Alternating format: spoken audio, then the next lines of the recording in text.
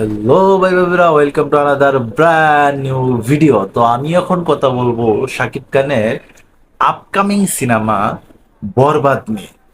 তো বরবাদ নিয়ে কিন্তু এই মুহূর্তে যে একটা হাইপ ক্রিয়েট হয়েছে, এটা কিন্তু বলার কোনো অপেক্ষা রাখে না। তো শাকিব খান কিন্তু আমেরিকাতে ছিল। তো আজকে শাকিব খান দেশে আসছে, তো দেশে আসার পথে আলেকজান্ডার বোর সঙ্গে দেখা।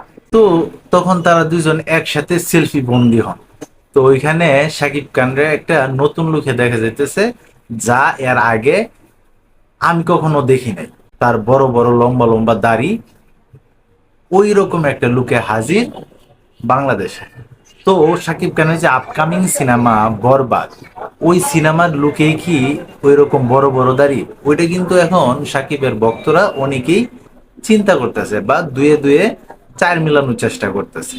তো ওই ধরনের যদি একটা লুক যদি হয়ে থাকে, তাহলে লুকটা কিন্তু অনেক ভয়ঙ্কর হইব।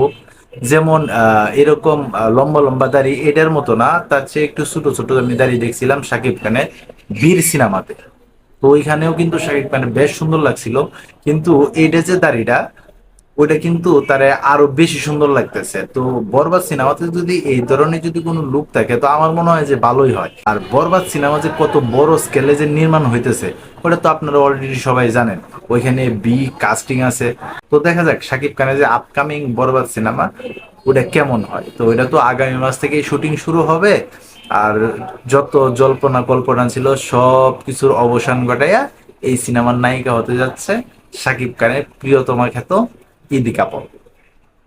এখানে অনেকটা কিন্তু আগে কথা উঠছিল যে এখানে নায়িকা হিসেবে থাকতে পারে সাবিলা নূর, কিন্তু না, এখানে ইদি কাপুরই আছে। আর শহীদুজ্জামান সেলিম সাহেব, উনি আবার এই সিনেমাতে নতুন করে চুক্তিবদ্ধ হয়েছে। তো এই সিনেমার তো পুরো একটা ইতিহাস সৃষ্টি করব।